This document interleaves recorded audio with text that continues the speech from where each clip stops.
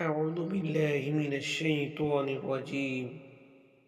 بسم الله الرحمن الرحیم. بیماری گناہوں کا کفارہ ہے. رسول اللہ صلی اللہ علیہ وسلم نے ارشاد فرمایا، مسلمان جب بھی کسی پریشانی، بیماری، رنج و ملال، تکلیف اور غم میں مبتلا ہو جاتا ہے، یہاں تک کہ اگر اسے کوئی کانٹا بھی چبھ جائے تو اللہ تبارک و تعالی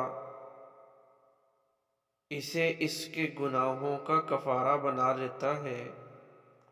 سبحان اللہ. صحیح بخاری 5641.